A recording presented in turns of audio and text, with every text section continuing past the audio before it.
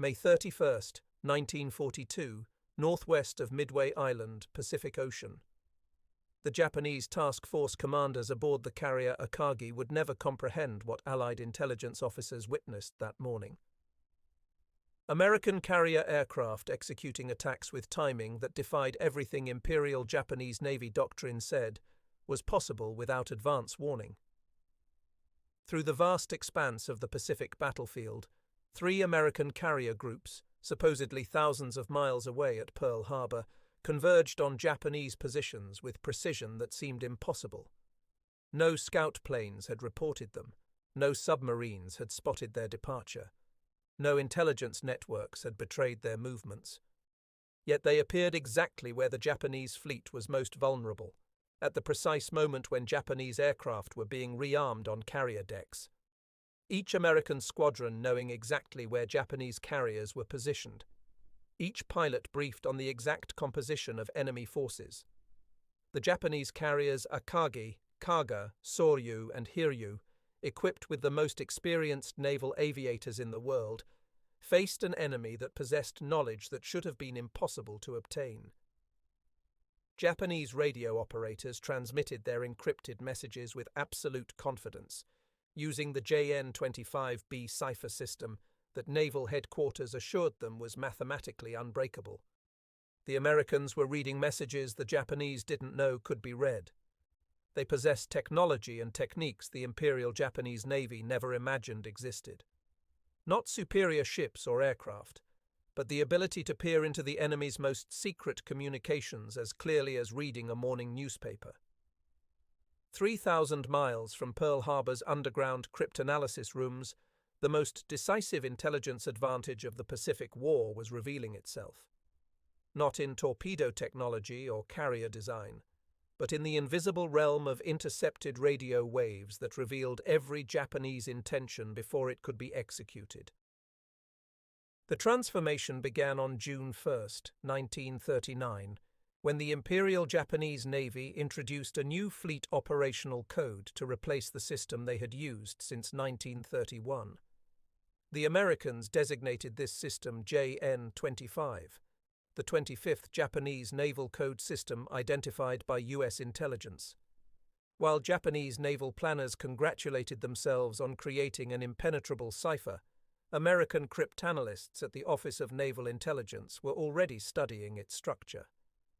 The team included Agnes Meyer Driscoll, who had broken every major Japanese naval code since the 1920s, and would lay the groundwork for defeating this one. The JN-25 system appeared impregnable. It consisted of approximately 30,000 5-digit code groups representing words, phrases, numbers, and punctuation. Each code group was then super-enciphered by adding a 5-digit number from a book of 300 pages containing 30,000 random additives. The addition used false arithmetic without carrying, so 8 plus 7 equaled 5, not 15. The resulting 5-digit groups gave no clue to their meaning. A single misaligned additive would render an entire message unreadable. The Japanese Navy distributed these codebooks to every major warship and naval base across the Pacific. Each book weighed several pounds and required meticulous handling. Radio operators spent years training to use the system efficiently. The Imperial Navy's confidence in JN-25 was absolute. Mathematical analysis suggested it would take centuries to break without the codebooks. Station Cast in the Philippines, Station HYPO at Pearl Harbor, and the British Far East Combined Bureau in Singapore began the assault on JN-25 in 1939. The cryptanalysts faced a puzzle of staggering complexity. Without knowing what any code group meant or which additives were being used, they had to reconstruct both the codebook and the additive tables from intercepted messages alone. The breakthrough came from Agnes Meyer Driscoll's insight about the additive system. She recognized that the Japanese were using false arithmetic and developed techniques to strip away the additives by comparing multiple messages. If the same code group appeared in different messages with different encipherment, the difference between the encrypted versions revealed information about the additives used. December 1st, 1940, brought a severe setback. The Japanese introduced JN-25B, changing both the codebook and additives. Months of painstaking work became useless overnight. The attack on Pearl Harbor occurred while American cryptanalysts had recovered less than 10% of the new codebook. Throughout 1941, not a single JN-25 operational message had been fully read. But Pearl Harbor changed everything. The explosion of Japanese naval radio traffic as they conducted operations across the Pacific provided the depth cryptanalysts desperately needed. Where before they might intercept dozens of messages daily, now they processed hundreds. Every Japanese task force movement, every operational order, every logistics message added data to their growing understanding of JN-25B. The cryptanalysts at Station HYPO, formerly the Combat Intelligence Unit, worked in conditions that would break most people. The basement workspace at Pearl Harbor's 14th Naval District Administration building had no windows. Cigarette smoke hung thick in the air. Coffee cups accumulated on every surface. Men worked 12 to 16-hour shifts, sleeping on cots when exhaustion finally won. They called it the dungeon, and the unit that started with fewer than 50 personnel in December 1941 would grow to over 150 by mid-1942 as the work intensified. Commander Joseph Rochefort led the operation.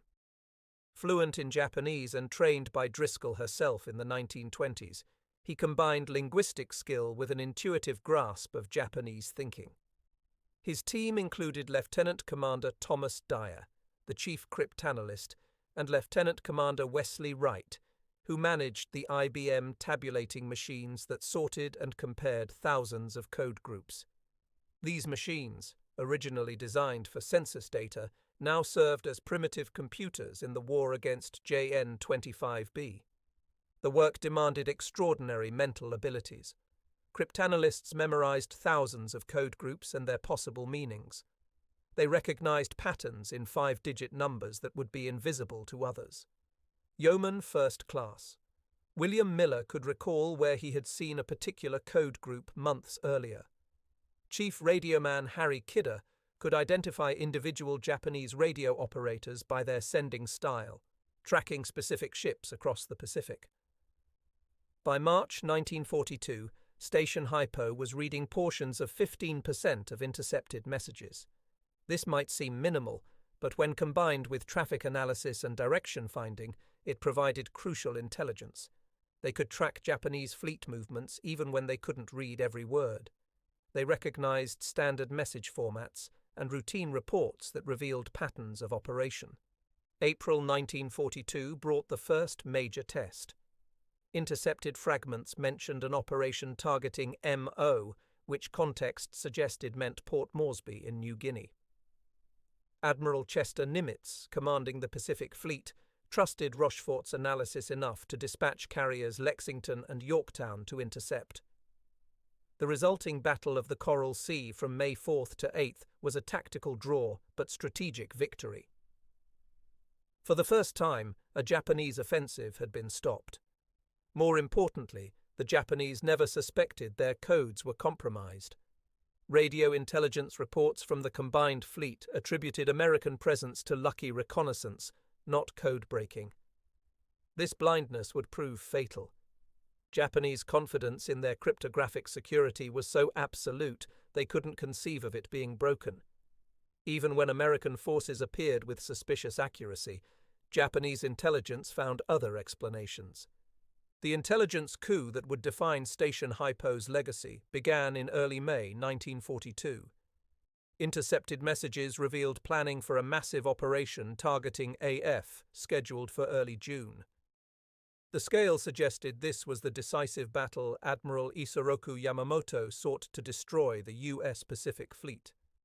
But where was AF?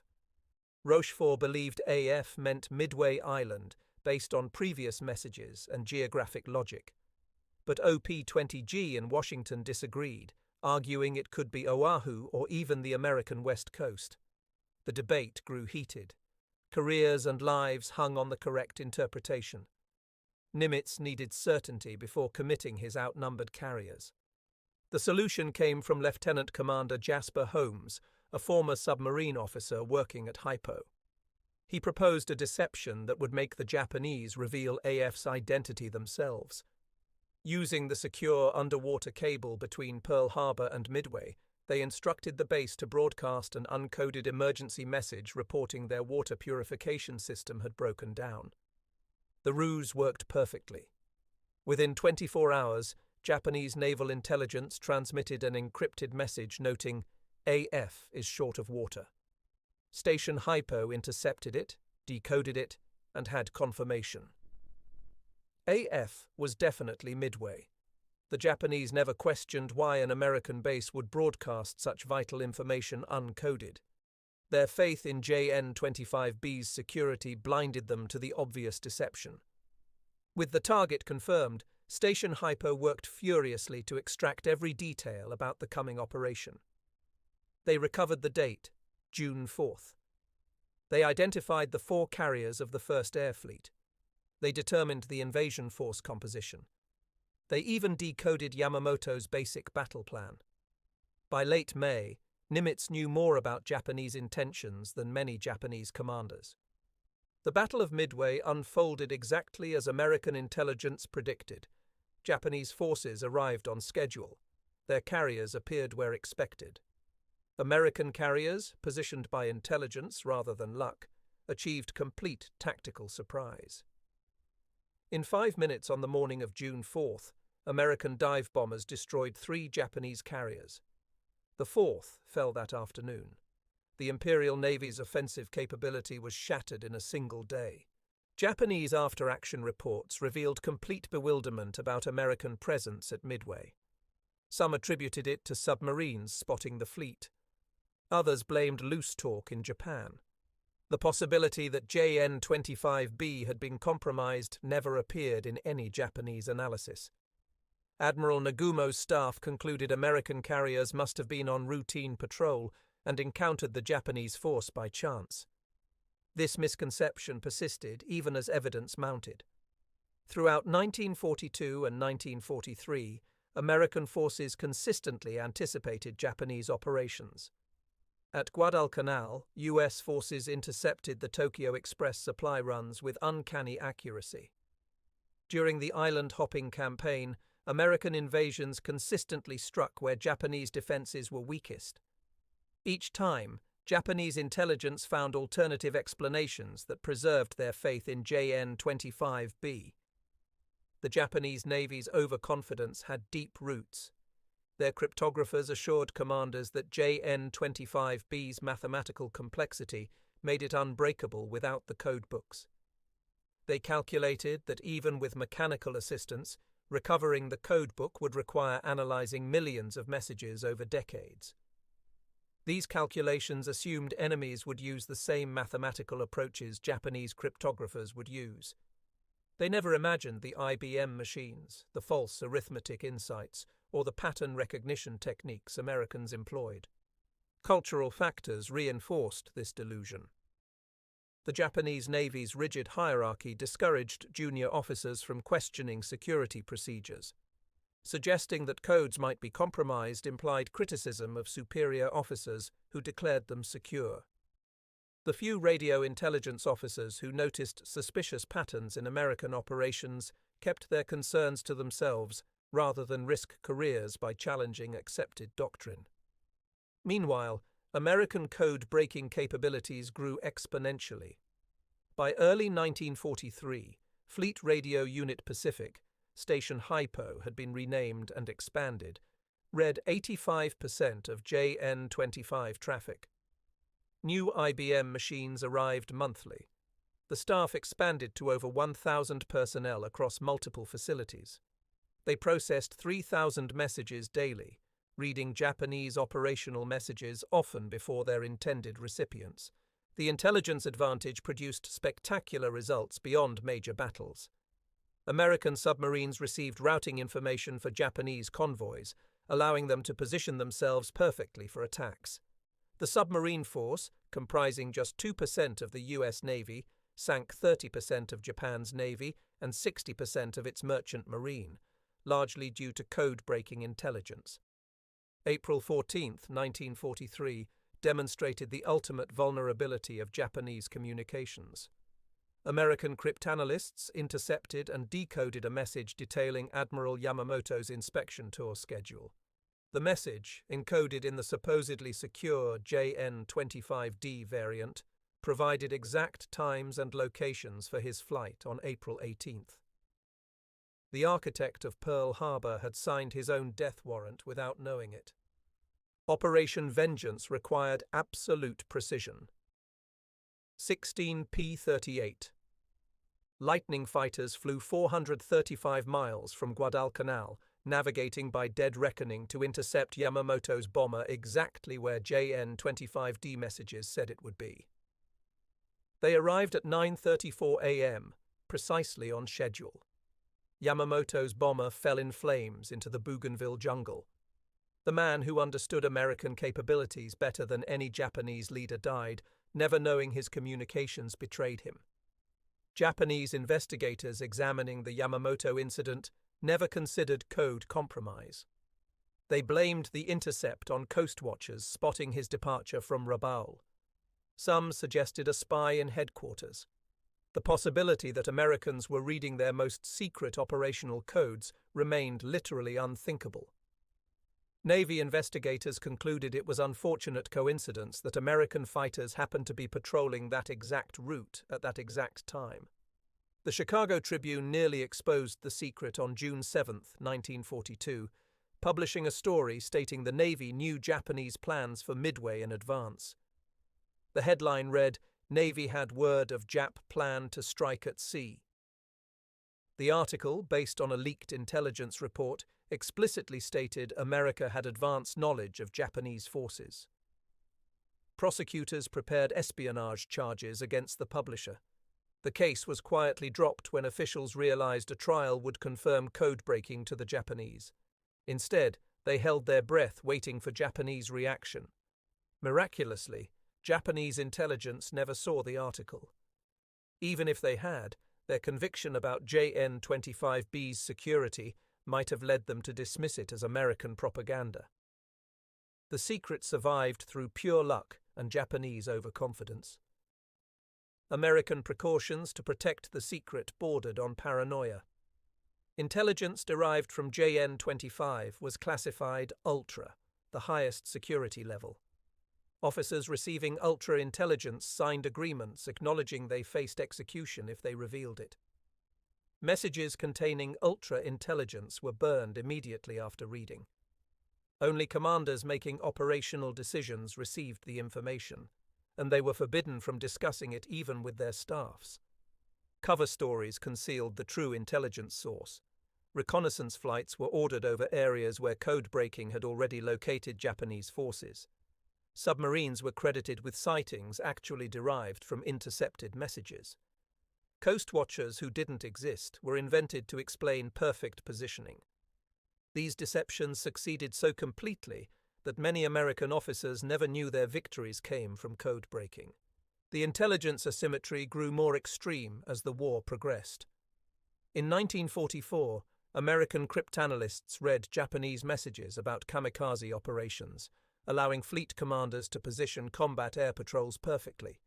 They decoded Japanese defensive preparations for island invasions, revealing hidden gun positions and troop concentrations. They even intercepted messages discussing peace overtures, giving American diplomats advance knowledge of Japanese negotiating positions. Japanese codemakers introduced new variants, desperately trying to restore security they didn't know was already lost. JN-25C appeared in May 1942, JN-25D in January 1943. Each change forced American cryptanalysts to start over, but their refined techniques and massive computational resources meant new codes were broken in weeks rather than months. The Japanese Navy exhausted its best cryptographers, constantly changing codes that were compromised almost immediately. By 1945, the situation reached absurd proportions. American intelligence officers read Japanese operational orders before Japanese field commanders. During the Battle of the Philippine Sea in June 1944, Admiral Raymond Spruance knew Japanese carrier positions more accurately than Admiral Jisaburo Ozawa commanding them. American fighters intercepted Japanese airstrikes at the exact time and altitude indicated in decoded messages. The institutional failure ran deeper than just cryptography. The Imperial Japanese Navy's intelligence system fundamentally misunderstood American capabilities. They projected their own limitations onto their enemies. Because Japan struggled to break American codes, they assumed America faced similar difficulties. Because Japanese codebreakers needed years to make progress against foreign systems, they believed their enemies needed similar time. Japanese naval intelligence consistently underestimated American code-breaking personnel. They believed the U.S. Navy employed perhaps 50 to 100 cryptanalysts, similar to Japan's own establishment. In reality, by 1945, over 10,000 Americans worked on Japanese codes. The basement operation at Pearl Harbor that began with 140 people expanded to fill multiple buildings. Similar expansions occurred at OP-20G in Washington and at forward bases across the Pacific. The technology gap proved equally devastating. Japan never developed anything comparable to IBM tabulating machines for cryptanalysis. Japanese codebreakers worked with paper, pencils, and mental calculations. They couldn't conceive of machines sorting millions of code groups, finding patterns invisible to human analysis. When occasional reports mentioned American mechanical computation, Japanese intelligence dismissed them as propaganda. Resource allocation reflected these misconceptions. The Imperial Japanese Navy spent millions of yen on new warships, while their cryptographic security relied on systems designed in the 1930s.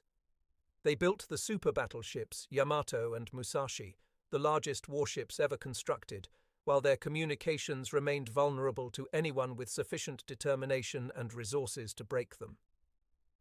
The human cost of this intelligence failure was staggering. Japanese naval aviators launched strikes into perfectly positioned American fighters.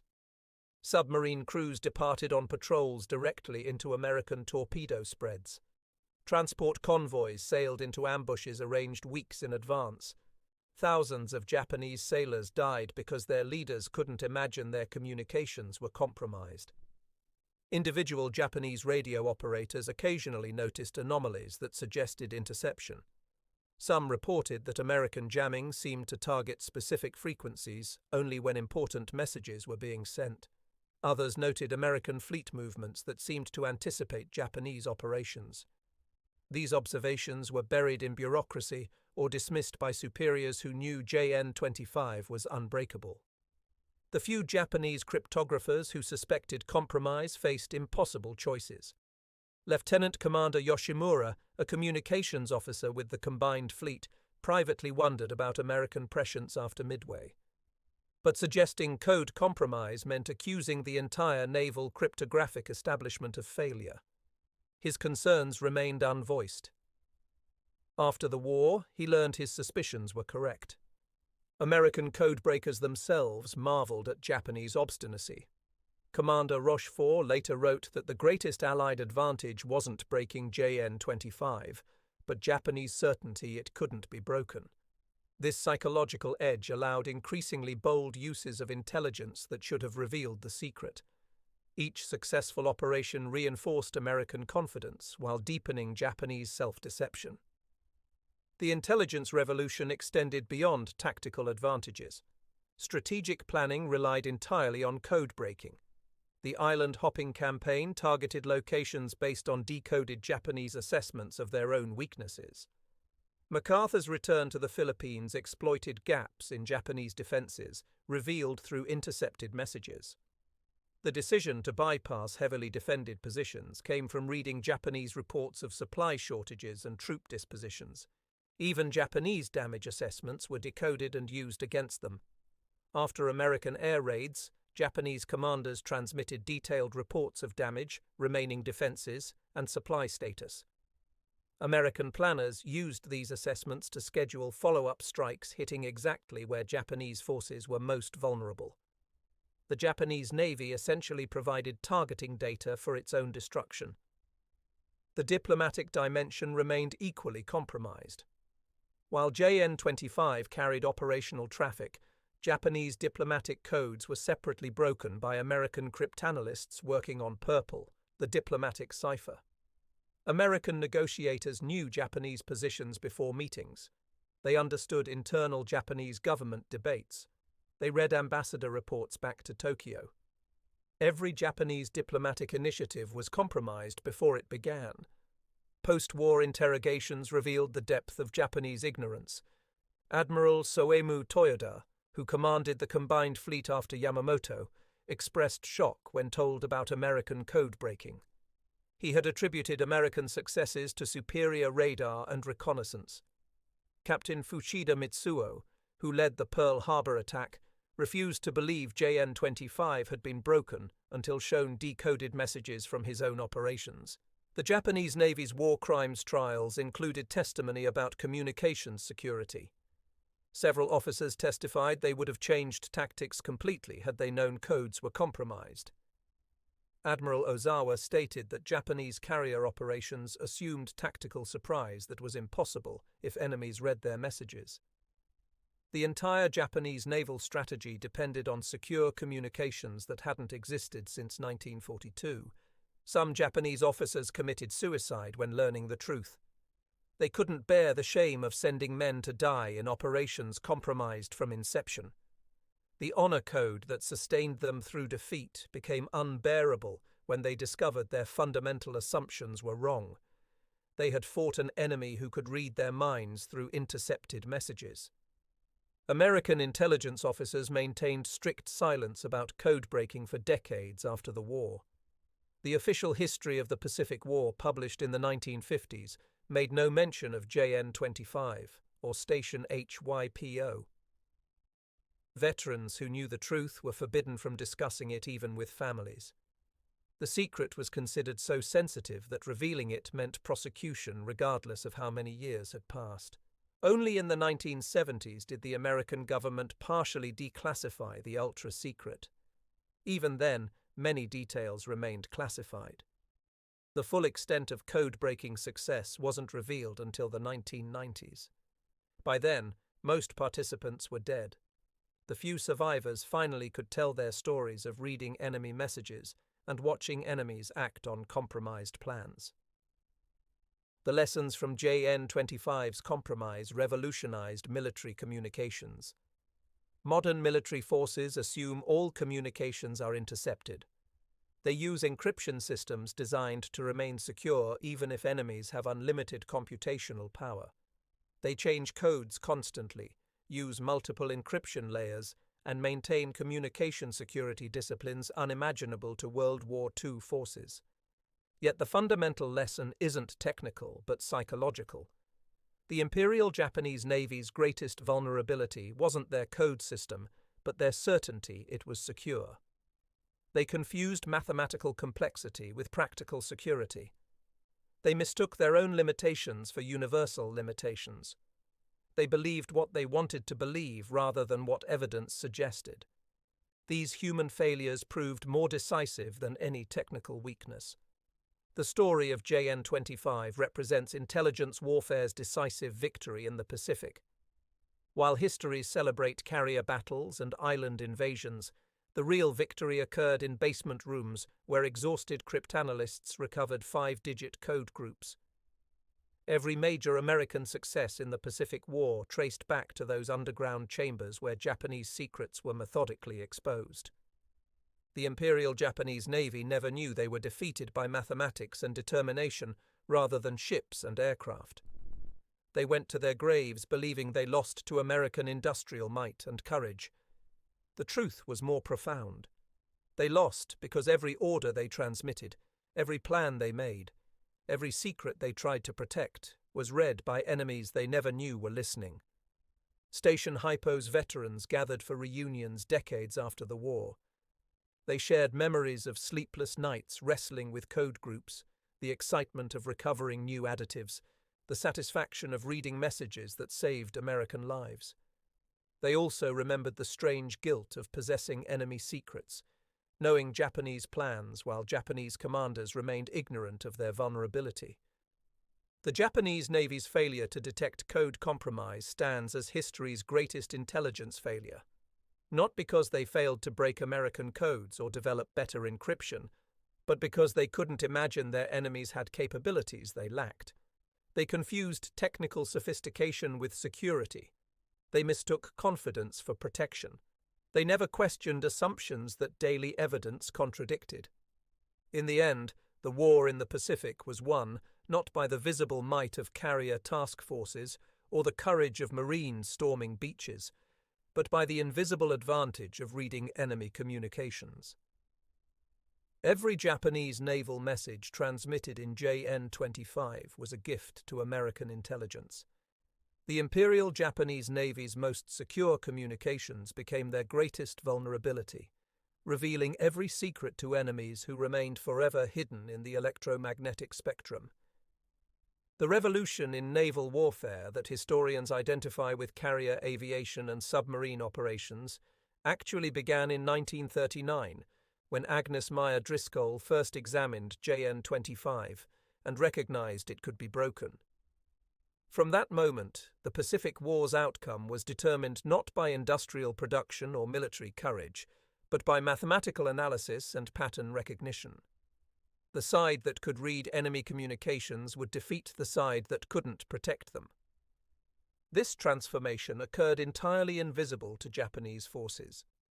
They saw American tactical superiority but didn't recognize its intelligence foundation until far too late. By the time Japanese commanders understood that every message they sent was potentially compromised, Japan had already surrendered. They spent the entire war fighting an enemy who could read their most secret thoughts while they remained blind to this fundamental disadvantage. The electromagnetic waves carrying JN-25 messages proved more decisive than the armor-piercing shells fired by battleship guns. The ability to decrypt enemy intentions, to know enemy plans before they were executed, to position forces based on perfect intelligence rather than guesswork. This invisible advantage determined victory more surely than any visible superiority in ships or aircraft. The Japanese Navy's communication failure changed warfare forever, establishing the principle that in modern conflict, information superiority equals victory, and cryptographic compromise equals defeat. Japanese naval forces discovered this reality through the bitter experience of watching every operation fail against an enemy who seemed to possess supernatural foresight, learning too late that the Americans possessed not prescience, but simply the ability to read messages the Japanese never knew were compromised.